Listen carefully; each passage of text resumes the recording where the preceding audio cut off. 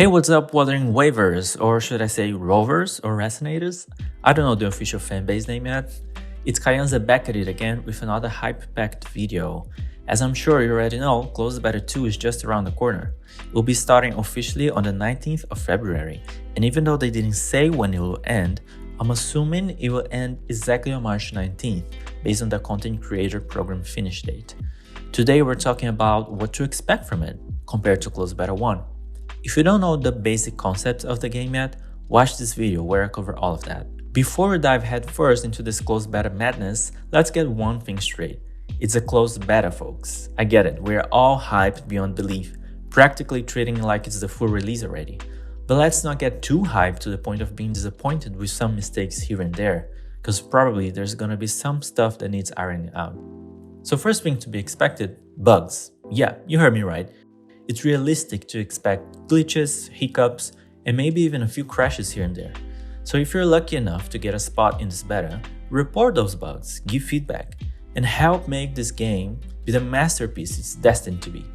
As we saw by experience, they really address issues players present, so I think this should be the focus for everyone. But let's jump into the exciting stuff now. There will be 3 new resonators in this closed beta that were not available in the first one.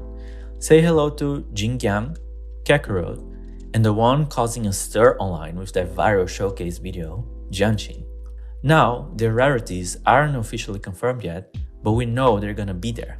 Jianqing seems to be more a defensive support kind of unit, while Kakarot and Jingyang look more like DPSs from their quick screen time we got from them. If you're a fan of PGR, you're probably losing your mind over Kakarot, aka Watanabe on steroids. I feel you. I myself am expecting big things from these 3 new characters. They haven't dropped any official deets about new areas we haven't laid eyes on TBT1. But check this out, I'm pretty sure this spot right here wasn't on the map before. Feel free to fact check me in the comments if I'm off base here. Looks like we're in for a treat with some fresh scenery, and let me tell you, this place looks really mysterious and fun to explore. And get ready to have your minds blown, because all the areas we have seen so far are getting a serious glow up with the new graphic changes. Everything looks more vibrant. In fact, if you're not following how it looked before, it kinda looks like another game now. That has been a topic of discussion between players, and kurogames themselves expressed that there is some concern of how these graphic changes that were actually asked by players will affect the post-apocalyptic atmosphere that is basically the whole point of the story. Well, the story also changed, so I guess we'll see how that all connects soon. It's not only the map that got a glow up, just look at this comparison from Closed Beta 1 to what they show us at the devs interview. The difference is insane. Since we touched the story point, let's talk about it. They have gone and revamped 90% of the storyline, but what does that actually mean? What's really changed? Are the key details like the whole deal with Lament still holding up? Or did they hit the reset button even on that? Story is a big deal, especially for all of you out there migrating from other lore-rich games. So we're all really excited and kinda anxious to see what's actually changed in the story. We are definitely seeing new content. We're talking about fresh fights, quests, and dungeons. Scar has a new boss phase where he turns into this crazy looking goat. They tease new dungeons connected to character stories, and that makes me hope that we get a lot of rich character stories. Some of these characters look so interesting, I would be really happy if we got at least some story crumbles for every resonator. One of the most anticipated things, especially for those coming from PGR, is the new difficulty for bosses. How difficult would them be? Well, knowing kurogames, I could say it would be pretty difficult. This one makes me so happy. I don't know about you, but I'm tired of gacha games being easy to beat, well, with the exception of PGR. I've been craving some difficulty for quite some time, and I can confidently say that this is my personal, more expected thing from CBT2. Expect the ecosystem to get a lot easier. With the new Echo Tasted Field, you can spend stamina to snag copies of the echoes you already own. Combine that with some open world farming, and there you have it, faster than CBT1.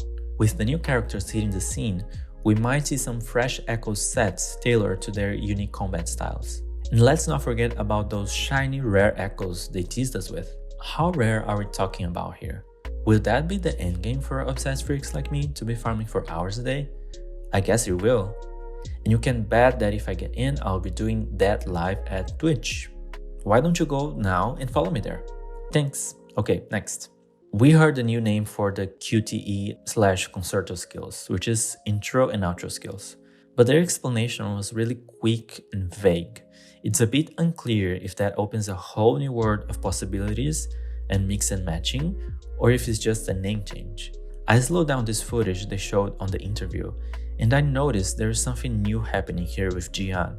Look, he leaves the field, and when Encore attacks, we see Jian's spears attacking off-field. Again, correct me if I'm wrong here, but I guess this is new. If that's the case, we can expect a lot of new possibilities and combos for CBT2, which makes the combat even more exciting. The co-op already looked pretty refreshing on Close Battle 1, but after the Close Battle 2 trailer, some players noticed that in this part right here, there are 3 players attacking this boss. The area they're in is the 0-point research station, one of the endgame modes. There are 3 different characters right here. Players are speculating that we can now play this endgame in co-op with our friends. This is 100% speculation, but can you imagine? For real, this would be epic. I like the possibility of partnering up with your friends to help them. For example, imagine if the current rotation of buffs makes your friends struggle to beat because they're missing that one unit that has some particular mechanic. You could call your friend to help you that week. I hope this speculation becomes a reality with CBT2. Overall, we should be expecting an epic ride with Wuthering Waves Close Beta 2. If you love a crazy and challenging combat, exploring different areas in the open world, and playing it with some seriously badass characters, then buckle up because you're in for one heck of a gaming feast. With the official kickoff just around the corner on February 19th, we've got a ton to look forward to. I really hope that the next videos I bring up here in the channel will be actual gameplay. If I get in, you can expect a lot of live stream on Twitch as well as weekly videos here on YouTube. If you already got your ticket, congratulations! Thanks for tuning in, and until next time, see ya!